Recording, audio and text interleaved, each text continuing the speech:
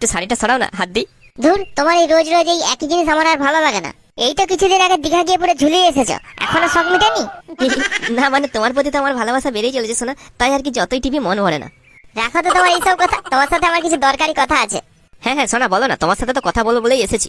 এই দেখো, আমার আর এভাবে ভালো লাগছে না বুঝলে। এই লুকিয়ে লুকিয়ে আর কতদিন আমরা দেখা করবো বলো তো? আজকে আমাকে বাড়িতে দেখতে এসেছিল, তুমি জানো? কি লেওড়া তোমাকে দেখতে এসেছিল আর তুমি সেখানে তাদের সামনে বসতে রাজি হয়ে গেলে? তাহলে আমি আর কি করবো বলো? আমি তো জানতেই না তারা আসবে বলে, আমাকে না জানিয়েই বাড়ির লোক সবকিছু ঠিক করেছে। তো লেওড়া ঠিক করেছে কি হয়েছে, তুমি বসতে গেলে কেন? আমার আর কিছু করার থাকেনি গো। আমি সেই মুহূর্তে যদি কোনো কিছু ঝামেলা করতাম তাহলে আমার মা বাবার সম্মান চলে যেত, কারণ সেই মুহূর্তে তারা আমার বাড়িতে চলে এসেছিল। আর তাছাড়াও আমি কি বা বলতাম বলো?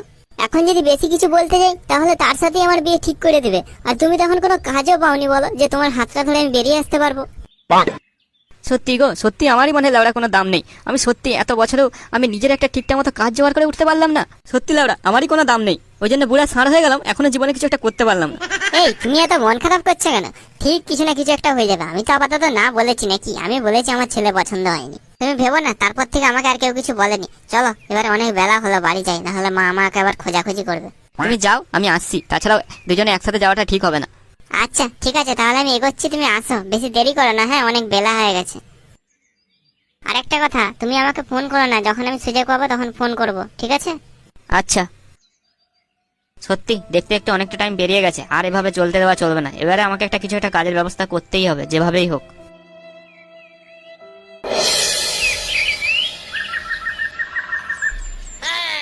শুনেছো বল্টুদা, ওপারে মদনের ছেলে চাকরি পেয়েছে গো, সরকারি চাকরি। কিন্তু আমি তো বল শুনেছিলাম মদনের ছেলে অনেক কষ্টে উচ্চ মাধ্যমিক পাস করেছে, ওই চোদনটা কি করে চাকরি পেলো?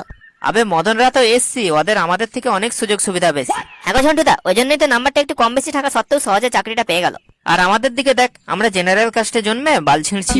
জানিস ঝন্টু, মাঝে সাঝে লাউড়া মনে হয় এই জেনারেল শব্দটা শুধু একটা কাস্ট নয়, মধ্যবিত্ত ফ্যামিলিতে জেনারেল কাস্ট হয়ে জন্মানোটা হচ্ছে একটা অভিশাপ। যা বলেছিস লাউড়া। এই দেখ না, এই কিছুদিন আগে আমি একটা চাকরির জন্য এক্সাম দিয়েছিলাম বুঝলি। নাম্বার একটু কম থাকার কারণে আমি চাকরিটা পেলাম না। কিন্তু লাউড়া আমার থেকে 10 নম্বর কম পাওয়া একটা ছেলে চাকরিটা পেয়ে গেল। কারণ কি? ওই ছেলেটা এসসি এসটির মধ্যে পড়ে। না না, আমি তো লাউড়া ছেলেটাকে কোনো দোষ দিচ্ছি না, আমি দোষ দিচ্ছি সিস্টেমটাকে। বাল আমরা জেনারেল কাস্ট বলে কি আমরা মানুষ না নাকি? বাল আমরা খুব বড় লোক বাড়ির ছেলে, সরকার যে আমাদেরকে লাউড়া কিভাবে আমি বুঝি না। ঝন্টুদা, এই জেনারেল কথাটা শুধু কথা না, এটা প্রত্যেকটা মধ্যবিত্ত জেনারেল কাস্টের ছেলেদের উপর এটা একটা অভিশাপ, যে অভিশাপটা পরের পর প্রজন্মকে বয়ে বেড়াতে হবে। কই গো, চা হলো? এই তো যাচ্ছি। একটা চা করতে লাউড়া কতক্ষণ টাইম লাগে? ব্যাস, সুরে বাচ্চা চলে এসেছে। বাবা 250 টাকা দাও তো, ফোনে রিচার্জ করবো। সুরে বাচ্চা, তো লজ্জা করে না এত বড় ছেলে হয়ে বাপের সামনে হাত পাততে? বাপের টাকা গিলছো আর ঘরে বসে হ্যান্ডেল মারছো তো, এক পয়সা তো রোজগার করার মুরত নেই। কোথায় এত বড় ছেলে হয়েছো, বাপ মায়ের দায়িত্ব নিবি এবারে, তা না বাপের ঘরে বসে এখনো খাচ্ছো আর বাপের কাছেই হাত পাটছো। লজ্জা করে না তোর? আমি কি করবো বলো লেওড়া, আমি চেষ্টা করছি তো, কাজ না পেলে কি করবো? হ্যাঁ বাড়া, ঘরে বসে হ্যান্ডেল মার, এছাড়া তুই লাউডা আর কি বা করতে পারিস? কোনো টাকা পয়সা হবে না আমার কাছে, ফোট এখান থেকে। এই ছেলেটা সকাল থেকে কিছু খায়নি, ছেলেটাকে খেয়ে যেতে বলো। বাপের ঘরে বসে তো সুরে বাচ্চাটা অনেক গিললো, আর কত গিলবে? আজ লেওড়া আমি বেকার বলে বাল আমার কারো কাছে সম্মান নাই, না পাচ্ছি বাল যাকে ভালোবাসি তার যোগ্য হয়ে উঠতে, না পাচ্ছি বাল বাবা মায়ের দায়িত্ব নিতে। বাল আমার সত্যি কি কোনো দাম নেই? আমি কি লেওড়া জীবনে কিছুই করতে পারবো না? কি রে ফুদি, এখানে এরকম মুখটাকে বাঁদরে পদের মতো করে দাঁড়িয়ে আছিস কেন? কে? ও পচা, তুই কি বলছো? আমি বলছিলাম ওরা মুখটাকে এরকম বাঁদরে পদের মতো করে দাঁড়িয়ে আছিস কেন? হ্যাঁ, গার্লফ্রেন্ডকে ছেড়ে চলে গেছে নাকি? না না, কিছু হয়নি, এমনি। তার ঝন্টু আর পল্টু কথা রে, এই ক্লাবে গেছিলাম, কিন্তু বাল ক্লাবে তো কেউই নেই এখন। বাল ওদেরকে কিছুদিন ক্লাবে দেখতে পাবি না রে, এখন লাউড়া ওরা অন্য কাজে ব্যস্ত। হ্যাঁ, কাজ? কি কাজ? সামনে বাল কিছু সরকারি চাকরির পরীক্ষা আছে, সেই পরীক্ষারই প্রস্তুতি নিচ্ছে ওরা। এ চাকরি মানে কি চাকরির পরীক্ষা আছে? সেটা তো ঠিক বলতে পারবো না বাল, সেটা তোকে ওরাই ভালো বলতে পারবে। তুই পল্টুর বাড়ি যা, পল্টুর বাড়িতেই ওরা দুজন একসাথে পড়তে বসে, ওখানে গেলেই দুজনকে বাল দেখতে পাবি। किसी भाई ने अगर अपने बहन को शादी करनी तो उसे क्या कहते हैं?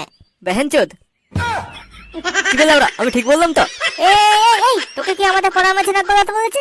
হ্যাঁ, তোকে কি আমাদের পড়া মাঝে নাক গলাতে বলেছে? সালা মাথার চোদা, সারাদিন মাল খাবার রাস্তাটায় পড়ে থাকবে, ও আবার আমাদের সরকারি চাকরির প্রশ্নের উত্তর দিতে এসেছে। বুঝলি এমন করছু যেমন এখনই সরকারি চাকরি পেয়ে গেছো। বাল ভালো করে বাংলা পড়তে পারেনি, ও আবার হিন্দিতে পরীক্ষা দেবে। বাড়া, তোর যদি দম থাকে তুই আয় না, তুই পরীক্ষাটা দিয়ে দেখা না। এই তোরা বানা থামবি? আমি কি করলাম? ফুদি তো বাল পড়ার মাঝে এসে ডিস্টার্ব করলো। লাউড়া গোটাই তো পড়ছিলি, যত সব আলবাল হিন্দি উচ্চারণ করছিলি। আই বুদি বস গুড মর্নিং। লাউড়া এরকম মুখটাকে কলা ব্যাঙের মতো করে কি দেখছিস? বইটার দিকে তাকিয়ে পড়। হ্যাঁ হ্যাঁ হ্যাঁ হ্যাঁ। কিরে পল্টু, কি চাকরির পরীক্ষা দিবি রে? চাকরি সে তো অনেক রকমেরই চাকরি পরীক্ষা হবে রে। ব্যাংকের চাকরি, কেন্দ্রীয় সরকারের চাকরি, আরো অনেক কিছুরই চাকরি পরীক্ষা হবে রে। দেখা যাক জেনারেল কাস্টে থেকে কি ছিঁড়তে পারি। এবার তাহলে তো দেখছি আমাকেও চাকরি পরীক্ষা দিতে হবে। যদি একটা সরকারি চাকরি লেগে যায় রে, তাহলে তো আমার রাস্তা পুরো ক্লিয়ার। একটু লাউড়া কি পড়ছে আমাকে একটু দেখানাবে, আমিও সরকারি চাকরির পরীক্ষা দেবো।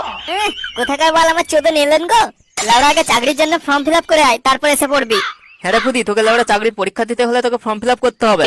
যদি লাউড়া পরীক্ষায় বসতে যাও তো তাহলে তাড়াতাড়ি গিয়ে ফর্মটা আগে ফিল আপ করে আয়। আবার আজকে লাস্ট ডেট, আর বাল আজকে ডেট পেরিয়ে গেলে আর ফর্ম ফিল আপ করতে পারবি না, তাই বলছি তাড়াতাড়ি যা।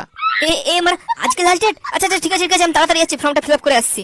আর শোন, লাউড়া যেমন না খালি হাতে চলে যাস না, টাকা নিয়ে যাবি। প্রত্যেকটা ফর্ম ফিল আপ করতে 500 টাকা করে লাগবে। এবার 500 টাকা?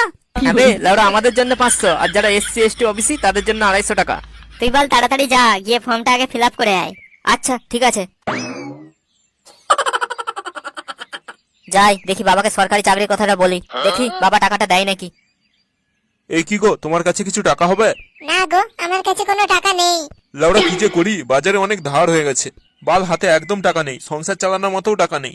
আমার সেই এক জোড়া সোনার কানেরটা আছে, সেটাই যদি বন্ধক দিয়ে কিছু হতো। না না, ওইসব লাগবে না, আমি দেখছি কি ব্যবস্থা করা যায়। যা শুনলাম তা থেকে তো বাল বোঝা গেল বাবার কাছে একদম টাকা নেই। এই সময় কোন মুখে যে বাবার কাছে গিয়ে টাকা চাই? না না বাল, টাকা চাওয়া যাবে না। কিন্তু আমার কাছেও তো লাউড়া 300 টাকার মতো পড়ে আছে, এই টাকাতে কি করে ফর্ম ফিল আপ করি? আজ SC ST র মধ্যে বললে আমিও বাল একটা ফর্ম ফিল আপ করতে পারতাম। না, আমার মনে হয় বাল আর ফর্ম ফিল আপ করা হবে না।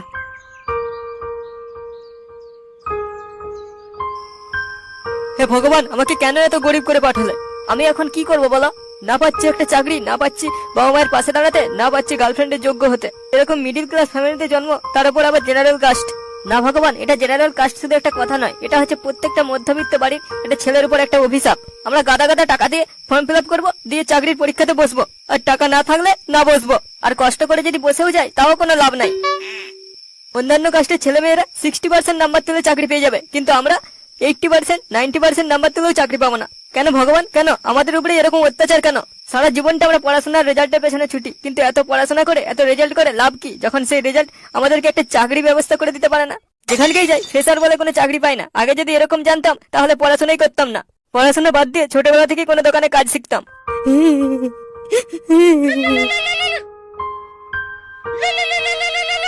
হ্যালো, এই তুমি কোথায়? কেন কি হয়েছে বলো? আমার বাড়ির লোক আমার অন্য কারোর সাথে বিয়ে ঠিক করে দিয়েছে। সরি, আমার আর কিচ্ছু করার নেই গো। তুমি একটা কাজ পেয়ে গেলে হয়তো এই দিনটা দেখতে হতো না। রাখছি, বাই, ভালো থেকো। এই জীবনে আমি আর রাখবো না, শেষ করে দেবো, নিজেকে শেষ করে দেবো।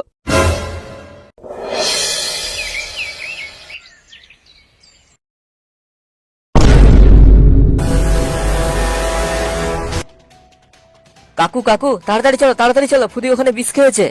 হ্যাঁ, বিষ খেয়েছে মানে? ওই জঙ্গলের সাইডে পড়েছিল, এই কিছুক্ষণ আগে গ্রামের লোক ফুদিকে তুলে নিয়ে হসপিটালে গেছেন। আপনি তাড়াতাড়ি চলুন। কাকু কাকিমা কোথায়? কাকিমাকে ডাকুন তাড়াতাড়ি। না না না না, তোর কাকিমাকে বলতে হবে না, চ আগে আমরা গিয়ে দেখে আসি। আচ্ছা ঠিক আছে, তাহলে তাড়াতাড়ি চলুন।